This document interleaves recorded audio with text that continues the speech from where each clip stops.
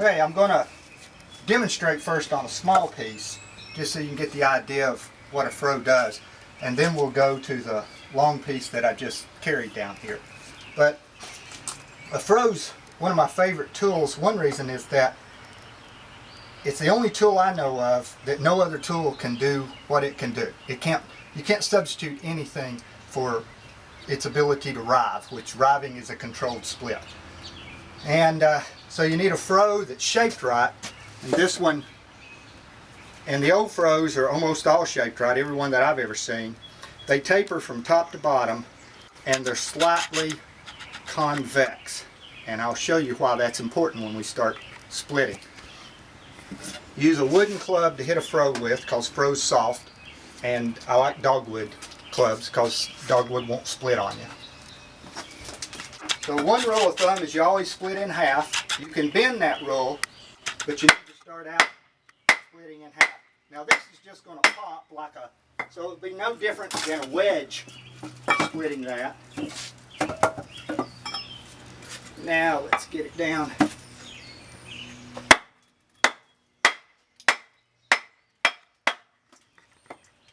Now what I want to show you here, the other rule of thumb is when you're using a froe, you turn the weak side up, you put pressure on the strong side to control that run, so it runs down the center.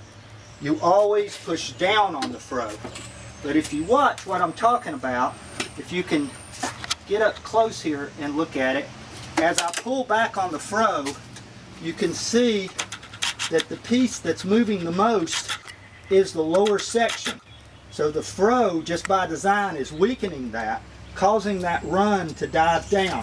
You can see the froe rocking on its convex edge, on its convex side, and the top edge coming in contact with the wood up here. It has a mechanical advantage over the bottom side, which actually is not even in contact with the wood yet. If I flip it over and pull on it, you'll see the bottom side once again moves and the top side does not, or moves less. And by doing so, you're able to control that and have it split right down the center. Okay. So I'll be splitting the pith off of it. You see all the small knots that are inside here. That's no good. What I'm going after is this nice straight wood out here, and this is the nice piece. This will make nice arm rails. What I'm going after right here, and then leftover stuff can be spindles. So we'll see what we get out of it.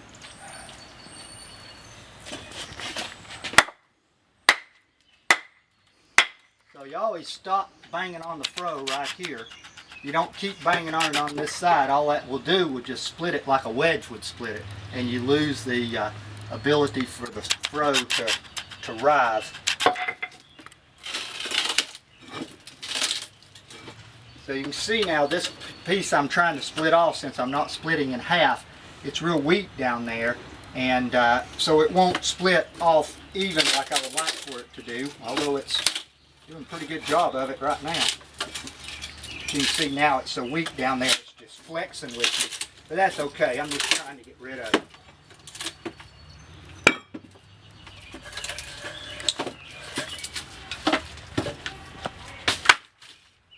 Okay. So now, so this arm rail is somewhere around 1 by 1.5. So I can get the 1.5 that way. And so what I'm after is the 1 this way. So I want to split this in half. I've got 2 and 3/4. I'll be splitting about right there. So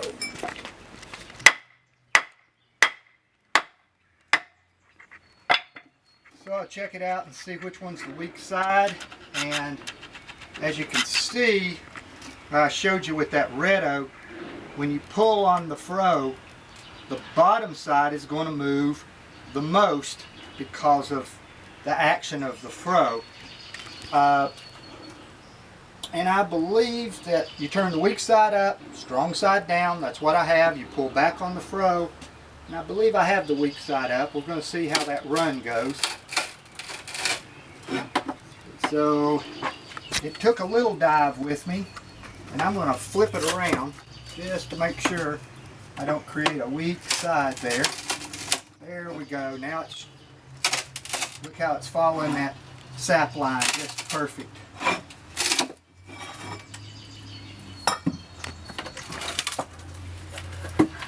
Okay. Now on this wood right here, I can use the sapwood because the tree's fresh. In this heat, it won't be fresh long. The sapwood will be the first thing to go, and you don't want to use it after it starts getting a little bit of discoloration. But when the tree's fresh, there's no problem with using it. It's just as strong as the heartwood, bends just as well, works almost as well. The heart works a little bit better, but it's nice and clean. And so there we go. I've got a piece for my arm rail. I'll saw it to length and whittle it.